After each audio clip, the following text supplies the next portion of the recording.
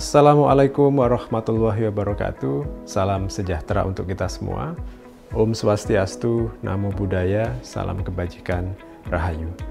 Senang sekali saya bisa menyapa Bapak dan Ibu guru, para kepala sekolah, kepala madrasah, dan kepala PKBM di seluruh Indonesia.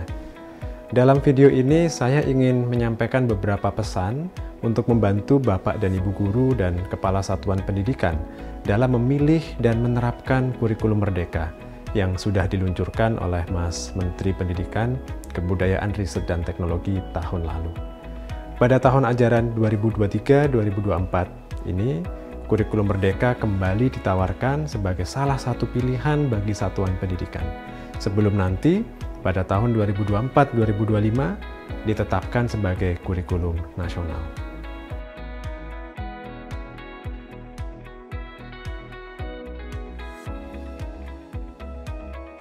Untuk itu, pesan pertama yang ingin saya sampaikan adalah bahwa kurikulum Merdeka bertujuan untuk meningkatkan kualitas pembelajaran bagi semua murid.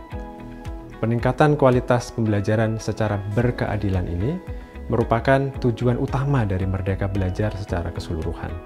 Karena itu, kurikulum Merdeka dirancang selaras dengan program-program Merdeka Belajar yang lain, mulai dari asesmen nasional, rapor pendidikan, berbagai program pelatihan guru, sampai seleksi masuk perguruan tinggi negeri. Karena itulah, seperti disampaikan Mas Menteri dalam peluncuran Merdeka Belajar episode ke-15 tahun lalu, kurikulum Merdeka dibuat sebagai kerangka yang fleksibel dan memerdekakan. Dengan fleksibilitas ini, kurikulum Merdeka dapat dan memang harus disesuaikan dengan fasilitas yang dimiliki, visi misi sekolah, dan juga dengan kebutuhan belajar murid. Dengan demikian, kurikulum Merdeka dapat diterapkan di semua satuan pendidikan dan di semua daerah dengan beragam kondisi. Pesan kedua adalah bahwa untuk meningkatkan kualitas belajar murid, kurikulum Merdeka mendorong dan memudahkan pembelajaran berdiferensiasi atau pembelajaran yang sesuai dengan tingkat kemampuan dan kebutuhan belajar murid. Hal ini difasilitasi melalui fokus pada materi esensial di tiap mata pelajaran, agar guru tidak lagi dibebani dengan terlalu banyak materi. Hal ini juga didorong melalui rumusan capaian pembelajaran yang tidak lagi per tahun, melainkan per fase yang lebih panjang. Dengan fokus pada materi esensial dan waktu lebih lama untuk mencapai tujuan pembelajaran, Bapak dan Ibu guru tidak lagi terbebani dengan terlalu banyak materi, sehingga bisa melakukan asesmen awal dan menyesuaikan kecepatan mengajar Anda dengan tingkat kemampuan murid. Pembelajaran berdiferensiasi ini juga mendorong guru untuk tidak hanya bergantung pada buku teks saja. Bahkan, guru dapat memilih untuk menggunakan bab-bab tertentu dari sebuah buku teks, atau menggunakan buku teks dari jenjang kelas yang lebih tinggi atau lebih rendah, sesuai dengan kebutuhan belajar murid Bapak dan Ibu guru. Bapak dan Ibu guru juga diharap menggunakan dan atau memodifikasi berbagai sumber belajar lain selain buku teks, termasuk yang sudah kita sediakan dalam platform Merdeka Mengajar. Pesan ketiga adalah bahwa kurikulum Merdeka juga mendorong peningkatan kualitas belajar dengan memberi waktu khusus bagi pengembangan karakter. Dalam kurikulum Merdeka, ada sekitar 20-30% jam pelajaran yang digunakan untuk aktivitas co-kurikuler berupa proyek penguatan profil pelajar Pancasila. Ini penting karena karakter tidak bisa dikembangkan hanya melalui pelajaran akademik di kelas saja.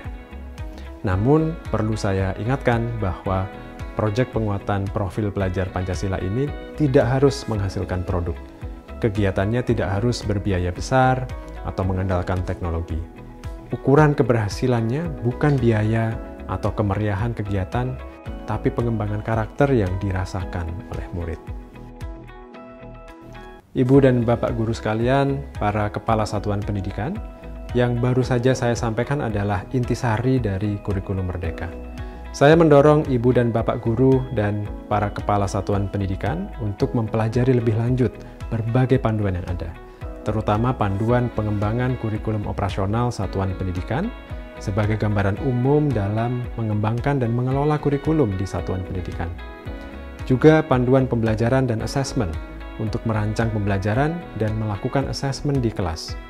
Dan juga ada panduan pengembangan proyek penguatan profil pelajar Pancasila sebagai inspirasi untuk merancang dan melaksanakan P5.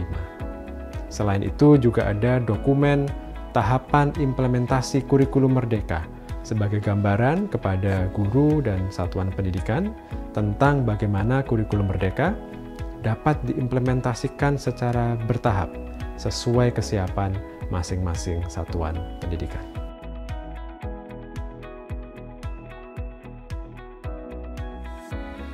Terakhir, saya ingin menegaskan kembali bahwa pergantian kurikulum bukan soal dokumen, bukan soal administrasi semata, tetapi bagaimana kita mendorong perbaikan pembelajaran di kelas untuk semua murid kita.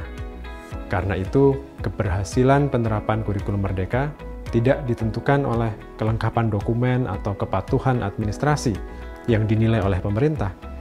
Kriteria utama keberhasilan penerapan kurikulum merdeka adalah dampaknya pada proses dan hasil belajar murid kita semua. Terima kasih atas perhatiannya Bapak dan Ibu semuanya. Wassalamualaikum warahmatullahi wabarakatuh. Salam sejahtera.